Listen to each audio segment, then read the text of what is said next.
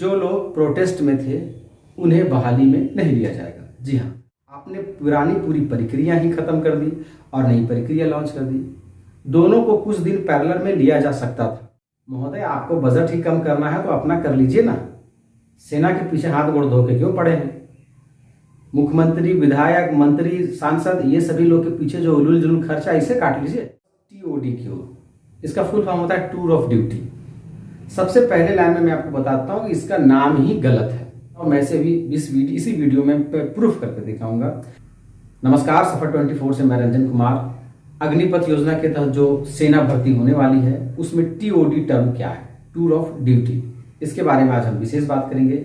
आपको बताएंगे कि टीओडी जो है उसमें सेना का कितना फायदा होने वाला है और किसका नुकसान होने वाला है, पूरी बात बताएंगे। लेकिन इससे पहले आज हम आपको ये बता देते हैं कि कल जो कॉन्फ्रेंस हुई तीनों सेना अध्यक्षों का, उसमें जो मुख्य बातें कही गई उसके बारे में जानना सबसे पहले जरूरी है।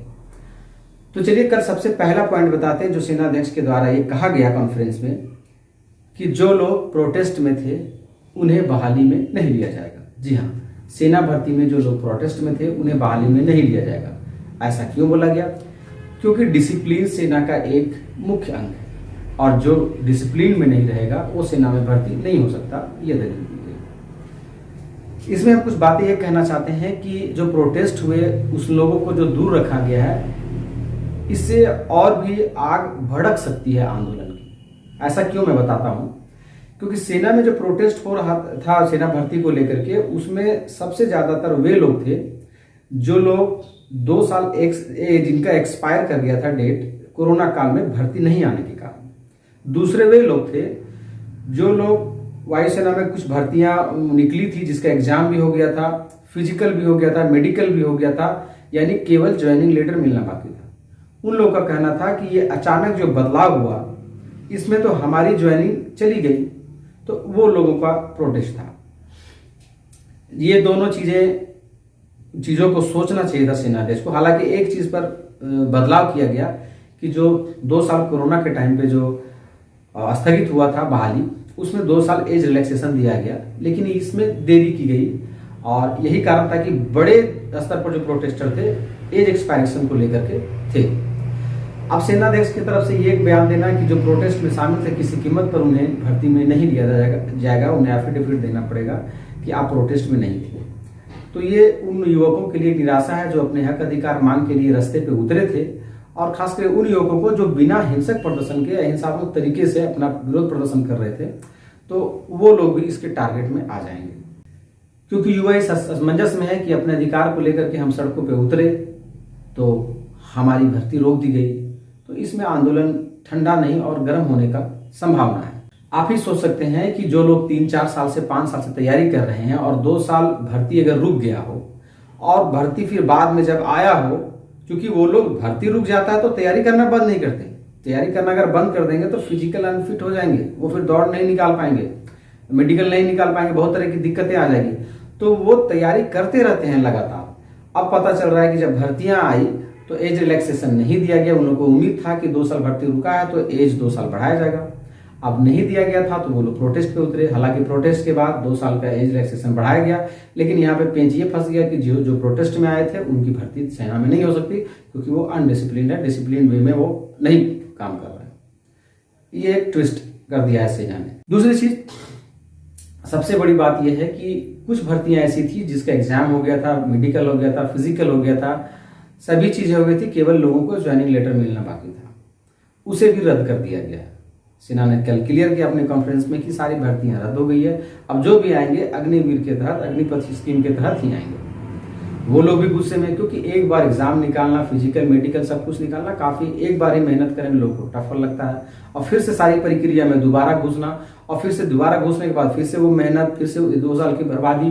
तो वो लोग भी गुस्से में थे, वो लोग प्रोटेस्ट में थे और अभी भी वो प्रोटेस्ट कर रहे हैं, क्योंकि जिनको ज्वाइनिंग लेटर मिलना था उनका कहना है कि मैं फिर से क्यों आऊं सारे प्रक्रिया को प्रोसेस करते हुए। तो इन चीजों पे सेना को, सरकार को ध्यान देना चाहिए कि लोग जो सड़क पे हैं वो निराशाजनक लोग हैं, जो जिनके हाथ निराशा लगी है नौकरी को लेकर के, वे लोग सड़क पे हैं। तो उन्हें ऐसा कुछ समझाया जाए, ऐसा कुछ बताया जाए कि वो लोग को निराशा हाथ ना लगे।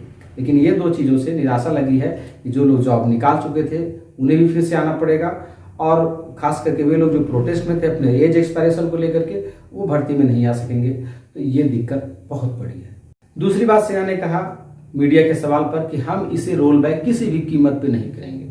जी हाँ, देखिए, जब इतने बड़े लेवल पे प्रोटेस्ट हो रहा है तो कुछ न कुछ कहीं ना कहीं खामियां हैं, और आप इसे रोल बैक नहीं करेंगे, बहुत अच्छी बात है, आप रोल बैक नहीं करेंगे। लेकिन मैं ये पूछना चाहता हूं कि क्या ये नहीं हो सकता था कि आप इस योजना को, जो अग्निपथ योजना आपने, जो अग्निवीर योजना लॉन्च की, इसे भी रहने देते और पुरानी भर्ती भी रहने देते। सेनाध्यक्षों का एक दलील था कि कैजुअलिटी ज़्यादा होती है हेल्थ इशू को लेकर के, और अभी हमारे पास बहुत सारे ऐसे लोग हैं जो आधे जॉब के पीरियड में ही नौकरी छोड़ के जाना चाहते हैं सेना से। उन्होंने आंकड़ा भी बताया कि 15-20 हज़ार लोग हैं जो 40 साल 38 साल पूरा किए बगैर 5 साल 6 साल में ही नौकरी छोड़ करके 30-32 साल में ही वो जाने के लिए आवेदन दे चुके हैं। तो महोदय, जिसको जाना है जाने दीजिए, कौन मना किया, उसको कौन रोक सकता है। लेकिन कुछ लोगों के चलते आप पूरी प्रक्रिया को चेंज कर देंगे। आप अगर टीओडी भी रखते, अग्निवीर वाले भी प्रोसेस रखते और पुनर्वा प्रोसेस भी रखते, जिसको जिसके अंदर में आना होता था, जिसको 15 साल सेना में नौकरी करनी होती वो पुरानी प्रक्रिया से आता, जिसको 4 साल में शौक मौज पूरा कर करके और सेना की ट्रेनिंग लेकर के वापस आना होता 10-20 लाख रुपए लेकर के, वो अग्निवीर के थ्रू आता।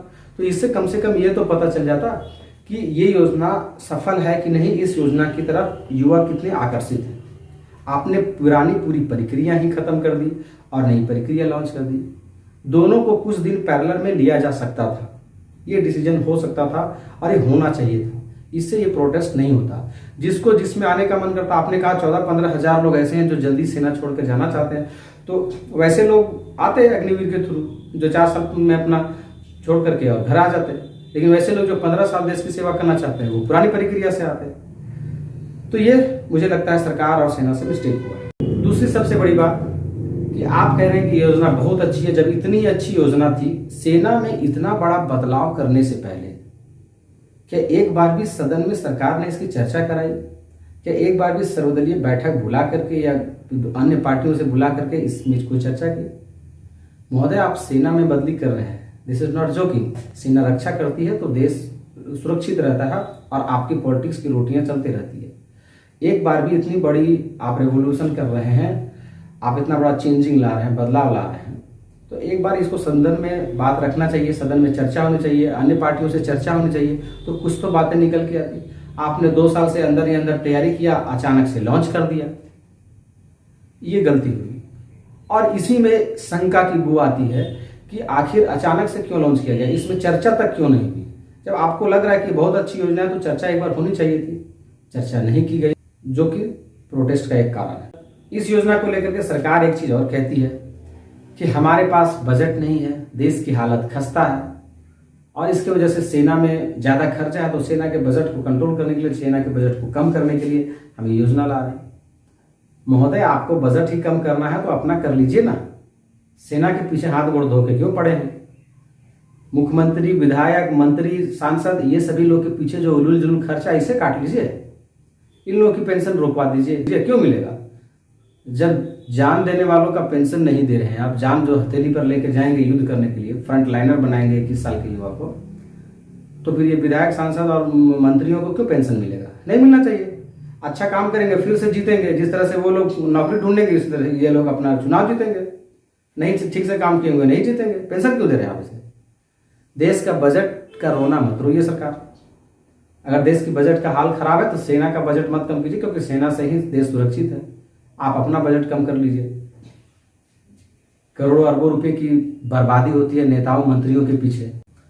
चलिए अब आते हैं वापस टीओडी की ओर। इसका फुल फॉर्म होता है टूर ऑफ ड्यूटी। सबसे पहले लाइन में मैं आपको बताता हूं कि इसका नाम ही गलत है। जी हाँ, जिसे जो बोलना हो बोले, लेकिन मैं बताता हूं, मैं से भी इसी वीडियो में प्रूफ करके दिखाऊंगा कि टूर ऑफ ड्यूटी नाम ही गलत है। सबसे पहले तो आप जान लीजिए कि टीओडी की जरूरत क्यों पड़ी। अग्निपथ योजना के तहत जो टीओडी लाया गया, इसकी जरूरत क्यों पड़ी? इसकी जरूरत इसलिए पड़ी क्योंकि कल सेना अध्यक्ष के जो कॉन्फ्रेंस था उसमें बताया गया कि हमें यंग फौज चाहिए। 21 से 24 साल के जो है, 17.5 से 21 साल के बीच और 24 साल के बीच का यंग फौज चाहिए हमें, जो हमारा युद्ध में फ्रंट लाइनर हो, जिसके अंदर जोश जज्बा हो, गर्म हो, खून हो, जो युद्ध में किसी तरीके से पीछे न हटे, वो लड़े। तो जोश जज्बे वाला लोग अगर चाहते हैं तो उनका जोश जज्बा सड़क पे भी तो दिखेगा। तो कुल मिला के कहने का मतलब ये है कि TOD जो है वो यंग फौज बनाने के लिए लाया गया था, और इस पे ये दलील दी गई थी कि बहुत सारे ऐसे देश हैं जो कम समय के लिए, शॉर्ट टर्म के लिए सेना को ट्रेनिंग देते हैं, इससे उनका सेना मजबूत होता है।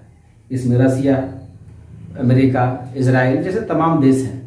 तो आप दूसरे देशों की तुलना अपने देश से करेंगे तो आप अपने देश का इंफ्रास्ट्रक्चर, अपने देश का एजुकेशन सिस्टम, अपने देश का डेवलपमेंट, अपने देश का बजट, ये सारी चीज़ें देखेंगे या फिर दूसरे के देश के पीछे चले जाएंगे। दूसरे देश लोग ये क्यों अडॉप्ट किए इस तरह का स्कीम, उसे समझेंगे तभी तो।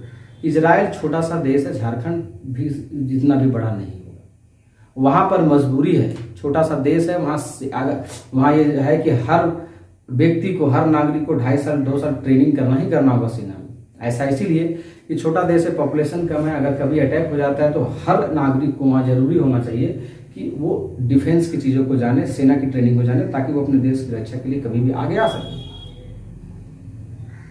रसिया 14-15 करोड़ की आबादी है, हमारे देश से 5-6 गुना बड़ा देश है। वहाँ भी इसलिए किया गया क्योंकि अधिक से अधिक सेना को प्रशिक्षण दिया जा सके, ताकि कभी लड़ाई में काम आ सके, क्योंकि उसके पास पॉपुलेशन ही नहीं है रसिया के पास, वहाँ लोग ही कम है, उससे 5-6 गुना पॉपुलेशन हमारे हिंदुस्तान का।